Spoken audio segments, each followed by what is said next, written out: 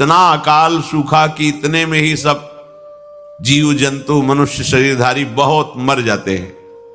भयंकर सूखा, गर्म वायु तपती हुई, बचना मुश्किल है। उसी के घर्षण से दावानल बड़े बड़े वनों में आग लग जाती है।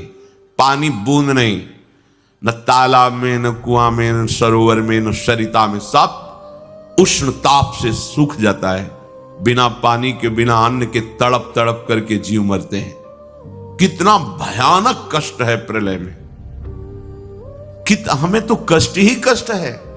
अगर मुक्त नहीं होते तो कष्ट ही, मरना कष्ट, जीना कष्ट, फिर जन्मना कष्ट, फिर रोग कष्ट, विषाद, हर्ष, शोक, भय, मान, अपमान, पूरा जीवन, पूरे जन्म के जन्म जब विचार करके देखो तो यहां कष्ट के सिवा कुछ हाथ नहीं लगता है।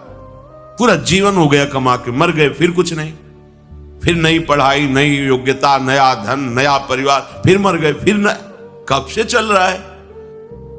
भगवत प्राप्ति अनिवार्य है। अगर ये सुनकर के तुम्हें भय नहीं लग रहा तो भगवान की माया ने विशेष जकड़ रखा है। कहां हम जाएं? एक ही जगह है भगवान की शरण। हमारी कितनी दुर्गति है, हम सोच नहीं पा रहे। कब मर जाए कोई पता नहीं। कोई हमारा मित्र है पता नहीं। हम जिसे मित्र समझते हैं वो धोखा दे रहा है, वो शत्रुता का कार्य कर रहा है। जिसे हम सगे संबंधी वो सब स्वार्थ में। कौन है मेरा, क्या है मेरा? विचार करोगे तो अभी भयभीत हो जाओगे। और भयभीत होना मंगल है, क्योंकि जो शभीत आवा शरणाई, रखियो ताहि प्राण की नाई। यदि भयभीत होकर भगवान की शरण में चले जाओ तो भगवान जैसे अपने प्राण बहुत दुलारे होते हैं, ऐसे शरणागत का दुलार श्री भगवान करते हैं। एकमात्र हमारे बचने का उपाय भगवान के वचन से समझ लीजिए। वो कह रहे मामेव ए प्रपद्यन्ते माया में ताम तरंतिते। केवल मेरी शरण हो जाओगे तो मैं बचा लूंगा, नहीं तो इस भव समुद्र से बचना बहुत कठिन है। बड़ा दुखदाई है, अभी समझ में नहीं आ रहा, बड़ा दुखदाई है। कार में बैठे बैठे मुस्कुराते हुए पूरा परिवार जा रहा है, अंदर से पता नहीं क्या हुआ, कार में आग लग गई, सब भून गए पूरा परिवार।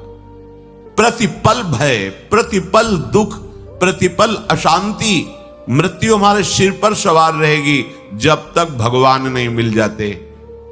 यही अवसर है मनुष्य जन्म में, आप भगवान को प्राप्त कर सकते हो। इस छोटी सी आयु में, छोटे समय में, बिना प्रयत्न के भगवान की प्राप्ति आपको हो जाएगी यदि शरणागत हो जाओ, हृदय से शरणागत हो जाओ।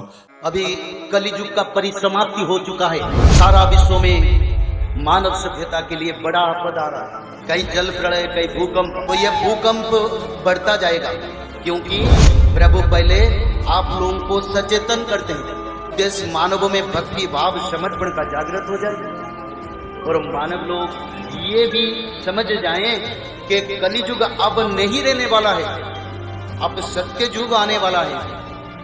तो हमको क्या करना है, कैसे हम सत्ययुग का मानव बनेंगे?